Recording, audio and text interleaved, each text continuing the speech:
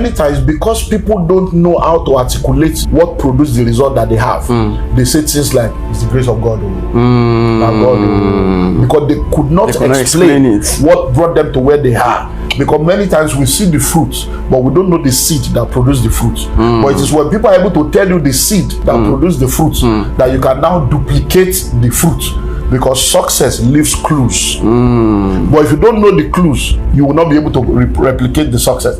But if you know what people did and you did what they did, anybody can, just by repetition, just by copy what people do, you become like them. It's simple like that. You say somebody that play lottery is lucky. In what way is he lucky? Was he the only one that heard the announcement? Many people heard the announcement to come and play lottery. He went, you didn't go. That's his faith. He believed in it. That's faith. That's a principle. When you go for lottery now free, no be ticket that they buy. He carry money, buy tickets. That is capital. That's a seed. That's a principle. You know buy. You say he's lucky. Is it the first time that he played the lottery that he won? No, he kept buying. That's persistence. That's a principle. And is it the day that he bought the ticket that they did the draw? No, he waited until the day of the raffle draw, the day of the something. That's his patience. That's a law. You told him, hey, don't do all this lottery. They will chop him and say, I don't go agree, I go do. That's what? That's a fighting spirit. Determination. That's a law. So even though those laws are applied in the wrong direction, he succeeded not because he's lucky. He applied laws. The opportunities are what? Ladders, steps, lifts, doors. When you want to climb from ground floor to upper floor and you put a ladder on the wall, for you to climb from ground floor to upper floor, you need both your hands and your leg because you are using the ladder. So there are opportunities that come in your life that will still require you to put in a lot of effort to go up, even though it's an opportunity. Because the person who don't get ladder is worse than you. They'll be trying to jump. You can't jump beyond your, because if you fall, you are down. So there are opportunities like that. The fact that it is an opportunity does not mean it's for lazy people. The fact that it's opportunity does not mean you should be inactive, doing nothing. Say, I'm just waiting for my opportunity. It doesn't work like that. Show me one person, one in the whole world that is betting is his life. That's what he does. That's his career. When you say, what do you do for this? I'm a better. I'm a gambler. That gambling is his life, and he was able to do it successfully and became a successful billionaire. That his name entered first book of record. He now has children. He now handed over the business to his children. The children too now took it. So anything that is not sustainable, you already know that you're just wasting away your life. And because of poverty and covetousness, it thrives more where there is financial ignorance. Please go and do your research. When you live here now, go to Ikoyi, go to Banana Island, see if you see any betting shop there. Go to the places where rich people are. See whether when you go to Agege, Akomojo, Baja, Songo, Bariga, you see that they go to where poor people are. Because they are selling an illusion to you, and you will be thinking go happen. Before you know it, 15 years later, you are still the same person. I was married and I did not have what it takes to handle the responsibilities of being married, and now a child is coming to join that equation. You see, and that's why I say there is no romance without finance, because I fell for that trap of, I love you the way you are, it doesn't really matter, I love you the way you are. And I suddenly realized that is what we call naivete. I was a naive man that just believed that love is all you need. If you just love each other. Then I suddenly realized that love is not enough. Because even when a woman tells you I love you the way you are, it doesn't mean I love you to remain the way you are. She's hoping that somewhere along the line your story will change. If your story does not change, then her whole story about you will change. The ability to provide or not provide is not what makes you a man or your husband. Those are the teachings that we have. That is the teaching that has put us in trouble. That's the way all of us were brought up. So when the man is saying you have to take care of a family, hey, you have to be able to cook for your husband. So we now have a lot of cook that are useless. All they can do is cook and have sex. And I say that if that's what you are bringing to you, so you now have a wife that you know no cerebral meat, cerebrally deficient. You have a wife you cannot gist with. You are talking of football, say what is football? They don't understand. You are talking of sports. You are talking of government. In this American election, say where is America? No brain, nothing, no substance upstairs. All they have is to do good. There are 3 levels of operation that people can live in. You can start with what we call the survival level, and then it's all about how to survive, what to eat, what to drink, and all the stuff. But after that, when you move on, you move into what is called the success level, where you get to a place where you have what it takes to live a comfortable life. But when people get to that level, they now discover that life is beyond what we term success. And that true success is making a difference and being significant. Then you now move to the 3rd level, which is the highest level of operation, which is the significance level.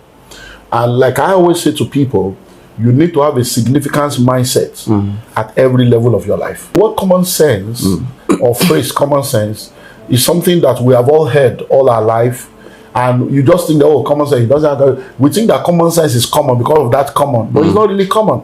As you begin to move with people and relate with people, you realize that they do things and you're like, doesn't he have common sense? No, it's not common. Even though it's called common sense, it's uncommon. Not everybody has it. Is it about what determines success generally? Is it hard work? Is it mindset?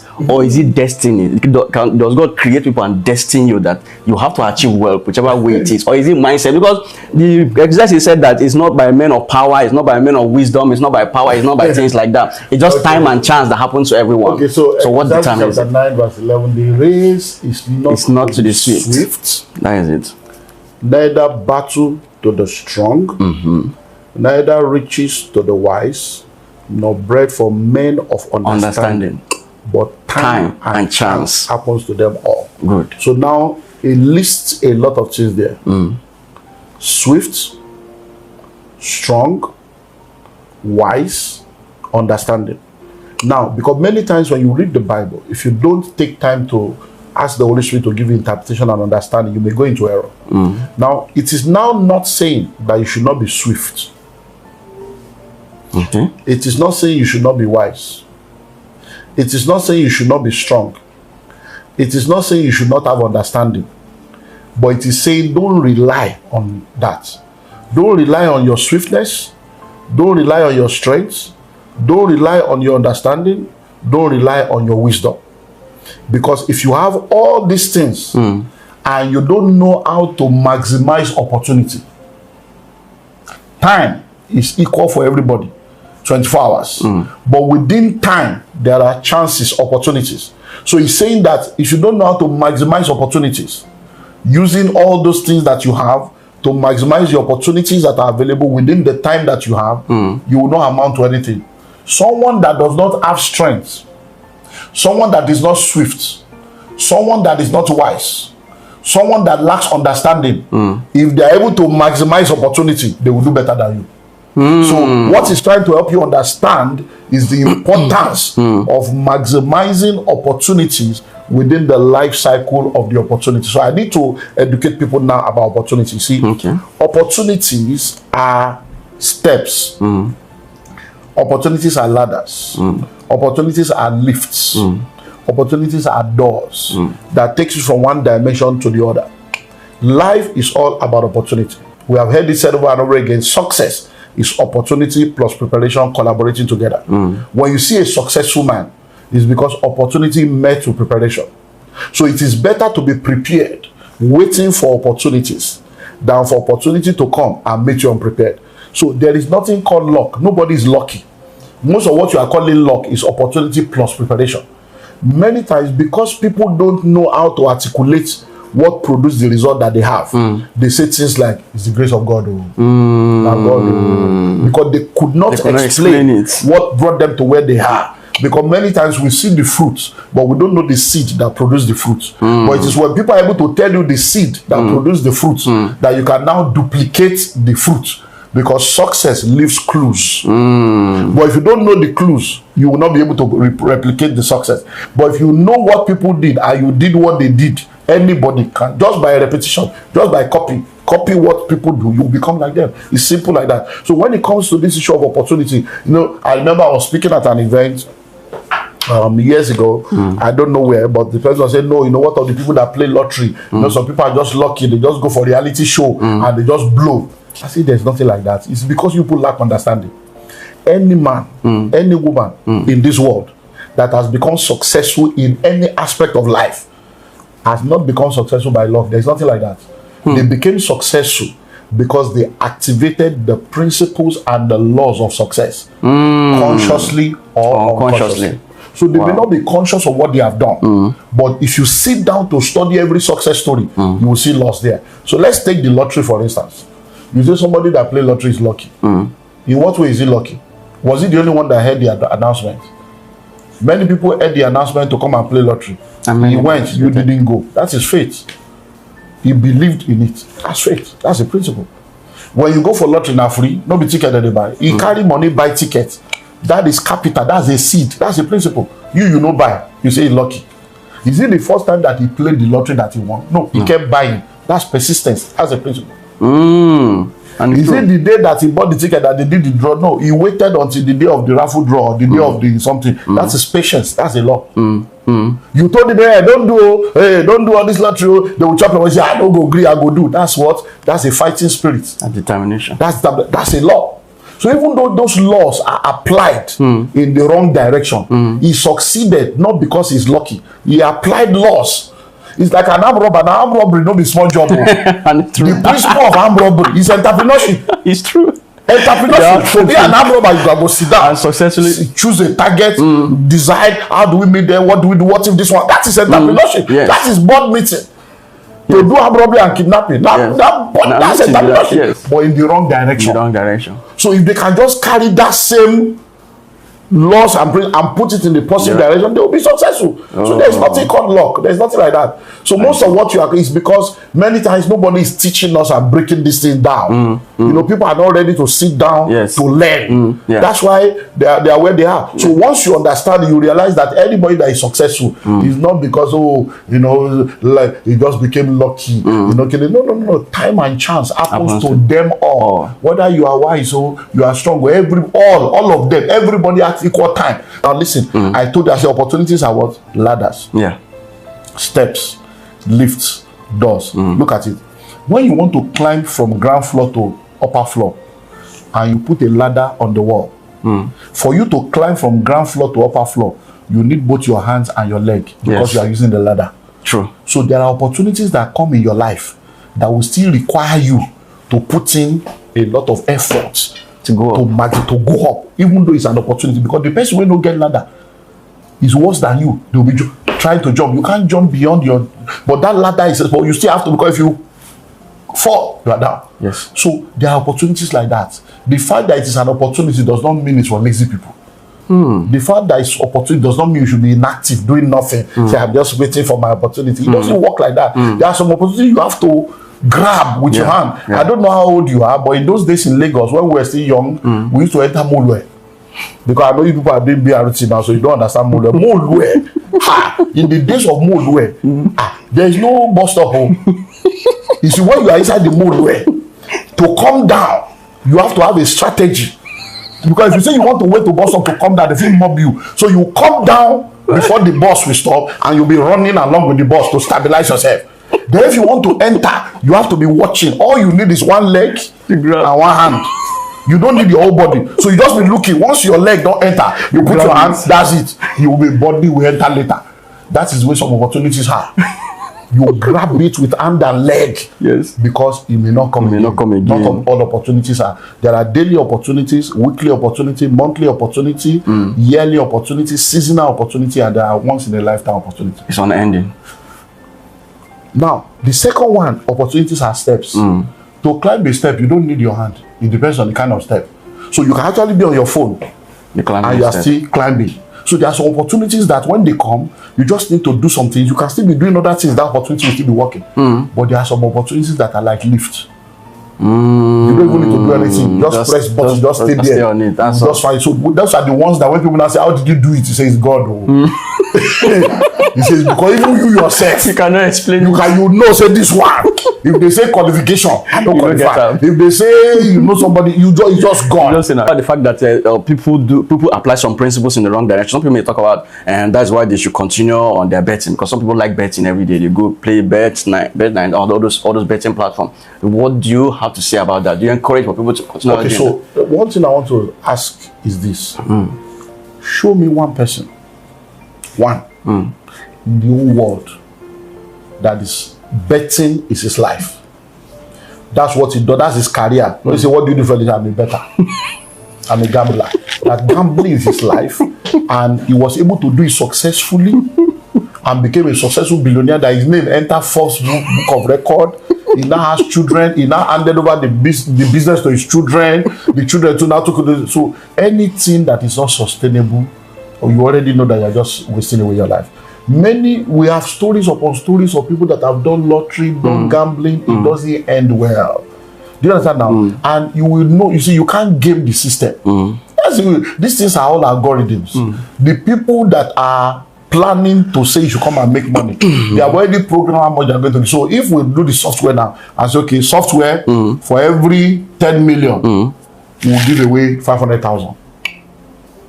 So it means that by the time somebody is winning 500,000, the company has made 10 million. If that's the algorithm. If they say if they say, okay, we'll give 10% of everything that we make. That means they will program it in such a way that once they make 10 million, they will give away 1 million. Somebody can win 200. So it is those 30% that people are winning that is making people to join, that is making the thing to continue. So you find out that everyone that owns the platform is a billionaire. Go and do your research. All those betting platforms, the owners are billionaires. The people playing, nobody has ever made it. It's a game. Your life, you have submitted your life to become a pawn in the hands of capitalism.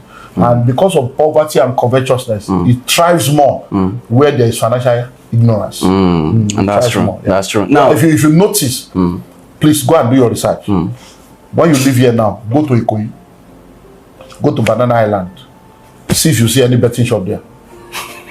No, go to Ikoyi, go to Banana Island, go to VI, go to the places where rich people are.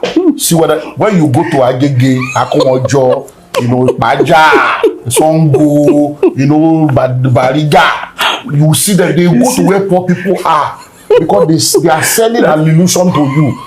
And you will be thinking, go up. Before you know it, 15 years later, you are still the same place. So we just say, well, just for me to survive at the meantime. So that's what you want to do.